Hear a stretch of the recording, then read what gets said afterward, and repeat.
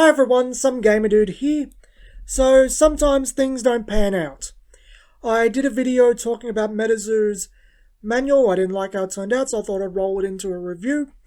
Review didn't happen, instead today's video happened.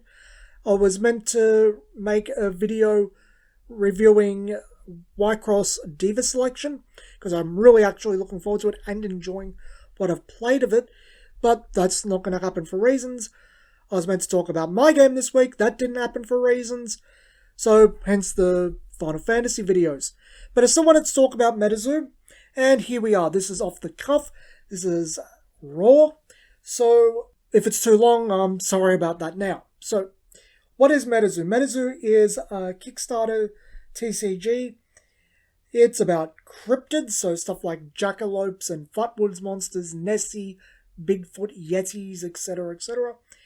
And it uses the Pokemon aesthetic.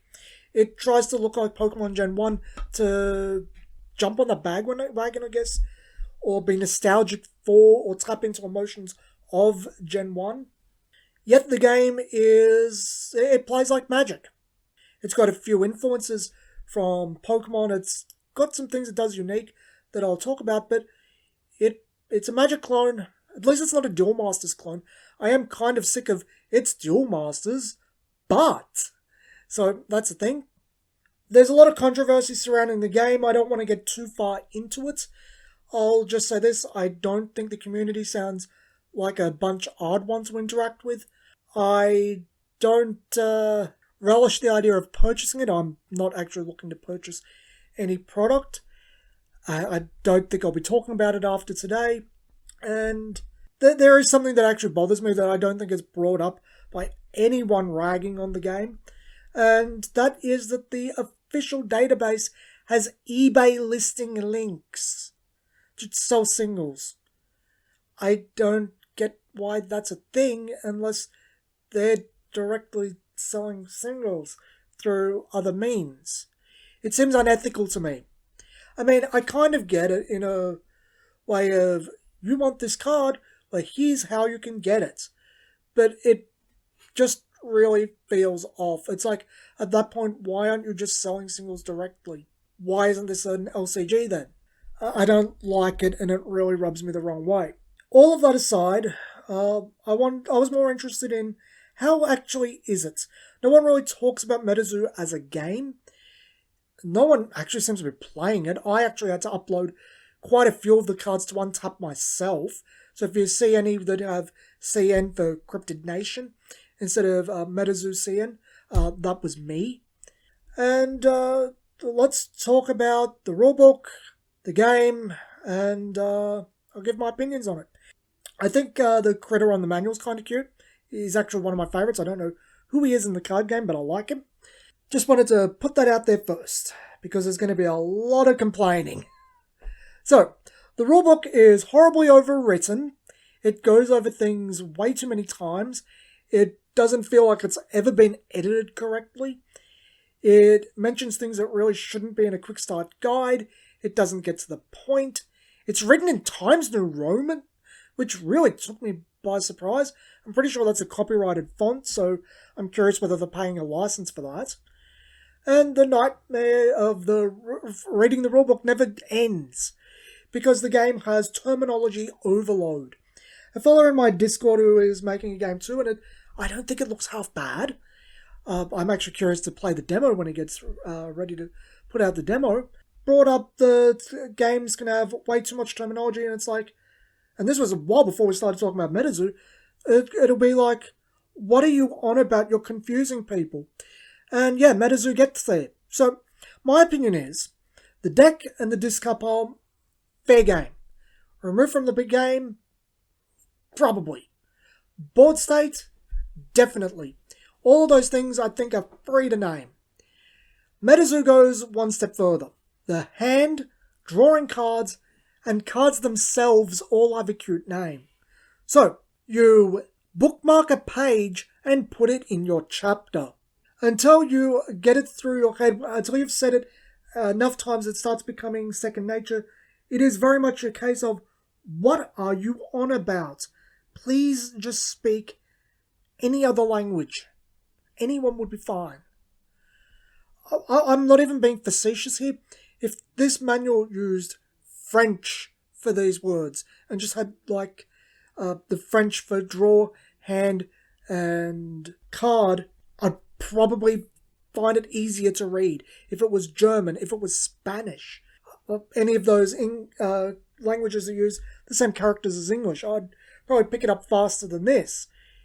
Yes, it does become second nature after time, but it's still annoying coming in. It is a literal pain to read the manual.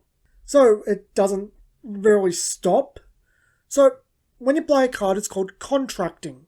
Contracting the beasties, which is what this game calls creatures, that's fine. Contracting auras and spells, I don't know. I don't know why you're doing that. Contract kind of implies it's making a contract with an entity, like a person or a company. It's not to cast a spell or to, I think, build your aura. That doesn't make sense. This is why in Yu-Gi-Oh! They're fine with casting spells and summoning monsters. This is why in games like Magic, you cast spells that summon creatures, but you cast sorceries and cast instants. You cast artifact spells. It summons the artifact. This contract doesn't really make sense to me. Furthermore, aura cards produce aura. Who does that? That's weird to me, that you would have the same word for both the resource itself and the card that produces it. So, last thing on the manual, because I want to get to the gameplay, and I want to talk about the cards. There's too many colours.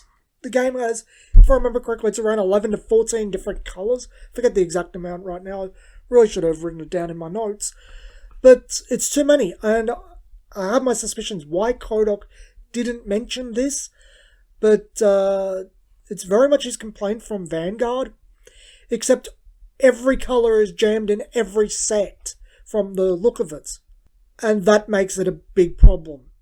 See, Vanguard back in the day, despite having like 24 clans, I think it was, jammed like 4 or 5 or maybe 6 at max into one set. Usually around 4. It's like, yeah, there's a lot of clans, but yours might not be in there. And it's like, okay. And the actual cards that people want, they're not that hard to get. Here it's like, you could be buying a lot and never get what you want. And there's too much redundancy here. It's like, do you really need water and ice?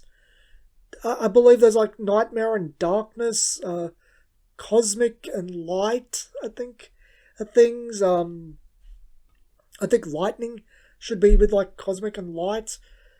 It just keeps on going like that. And I think it's annoying, to be honest. I think they could have compressed it into 5 or 6 colours and it would have been fine. Honestly, maybe ground could have been moved into forest, I think it is. I don't get the point of this. It feels like they're just going to make everything do too few things, and because of that, the colour pie is stretched too thin. Everything feels like they only have a select amount of things they do. I think that could result in boring cards quite quickly, to be honest. I just want to talk about the look of the cards before I move on to the gameplay. I actually don't mind the look of the cards. They do invoke that late 90s, early 2000s look quite well. I hate, with a burning passion, the red outer frame. I think it's hideous. But other than that, I think they're fine. I really think the black outer frame should have been white or silver or some type of neutral colour. I don't actually like the Pokemon uses yellow anymore. To just make a quick tangent, yellow was fine back when Pokemon had gold accents. Now it has silver. It should be silver like the Japanese version. I think the yellow frame looks hideous now too. Pokemon cards actually look quite bad in English. The Ultra Rares, I think, use silver like the Japanese version. They look much better because of it. Anyway, the game is a Magic clone. It operates pretty much how you'd expect. It's unusual that it's 40 card decks with the resource cards in the deck. I thought that was quite peculiar. You'd expect with 40 card decks for them to have a separate resource deck, or for them to have the dual master system where any card can be a resource, but works out fine. I don't really mind it. And it does mean you need less cards per deck. You can have up to as many as you like, so long as you can shuffle your deck with 2 hands. So big-handed guys, you really win out here. But you'd want lower for consistency reasons. I don't get that choice, but in the actual end result, you'll end up having to buy less cards, because it seems like decks use about 14 resource cards, which means your actual deck is only about 26 cards, which I don't think is a problem, really. Less cards to buy, that's only a good thing. And it means you can make more decks. So the other problem I have with the aesthetics is that the text is really tiny on a lot of these cards. It's genuinely hard to read. It's actually worse than that, than Tenshoku that I talked about last time, by a considerable margin. There's this Kenjeong meme where he's looking at the tiny piece of paper, trying to make it out, and he's all squinty-eyed. I felt like that, reading it. I think those two things need to be addressed. Moving from there, the actual gameplay. Yeah, it's a Magic clone, but there's some little caveats that we need to talk about. Beasties can attack beasties regardless. So, all creatures coming tapped, that's their way of kind of having summoning sickness, but not actually having summoning sickness. Works out fine. But you don't need a keyword, your target doesn't need to be tapped, you can just slam into them. And I'm pretty sure this is how this works, because this is how the manual is worded, even though the manual is quite poorly written. It feels like this game has first strike on everything, because it says the attacking creature deals damage first, then the target retaliates, which means first strike becomes first strike, I guess. Or there's a coin flip involved with both characters, sorry, both beasties having first strike. It's odd. I don't get this. But it does create a system where the game benefits the attacker too much. We were playing the Salamander Queen versus Goblin King deck. I was easily able to just start dominating his field, just slamming into his goblins, killing them off one by one, building a board, casting fireballs to pick off any of the remnants, or do enough damage to weaken something a little bit stronger so one of my other things can kill it. Board control was very, very easy this way. It actually surprised me, despite the game having that Pokemon influence, it uses damage counters, so damage stays around. Things did so much damage to other creatures, and things didn't really have comparatively high HP, so nothing balanced out.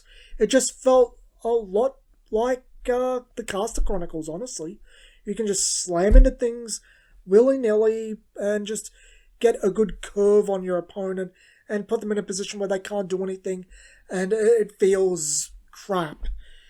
The other thing that felt crap is that the life points are too high. Creatures were doing around 50 damage, 60 damage on average. Life points is 1,000. That takes a long time to whittle down. Furthermore than that, the low point seems to be around 30 damage, if memory serves correctly. If you're going to use Magic the Gathering's maths, that means life points should be somewhere around 600, which I think is 50 of 600 feels like a heftier swing than 50 of 1,000. It's a 40% reduction. The game just dragged on. Between keeping his board down and attacking him, I got him down to 850 life, and we're talking over chat, and it was like, I don't want to go on. Life is too short for this. This is just going to drag. If it's done for the express purpose of a comeback, it's very poorly executed. It just makes the game tedious and boring, and I didn't like it. I really didn't. I think the life needs to be much smaller than it is. But I did actually like some things about it. I like the potential of what the HP system, the damage counters, if it was better made, better balanced, better executed, it could be a lot of fun. I like the idea of the creatures having an HP, staying around, and not just being slam dead. I like the idea of them just being able to have some presence, being able to do something. If this was properly executed, I think it'd be a massive positive in the game's benefit. I actually like the fourth wall effects. People might actually be put off by that, but I thought they were fun. I haven't explained the fourth wall effects yet. The fourth wall effects are basically your surroundings affect the game. So a beastie might ask for like the woods or water or fire, and if you have that around you in the actual real world, that affects the game state. There's terror cards that change the terrain to set this off artificially, which I think is good for competitive play, but I don't think it's as good for casual fun time. I don't think they should be in there for the fun time decks. I think they should really just be there for competitive play. But for casual, I thought the fourth wall effects were fun. My opponent got in a card that said if your opponent sneezes or yawns, it was yawns, sorry, it had some effect. And I'm like, oh, I have to not yawn. Oh, I can feel a yawn. I gotta hold it in. And that was actually engaging and fun. I really liked that, actually. I actually did not expect the fourth wall effect to be the thing I liked about the game. But here we are. It's the fun aspect. And I think that is probably something, if they did more of that unglued, if your opponent does something, if your opponent's wearing something, if your opponent or whatever, you could have a lot of fun with that. That is genuinely engaging, and I really like it. But my overall takeaway from MetaZoo is, I think it's more of a trading card than a trading card game, and I think that's the intentions behind a lot of people investing behind it, a lot of the actual producers of the game. I'm not sure the game is the actual intended purpose of it.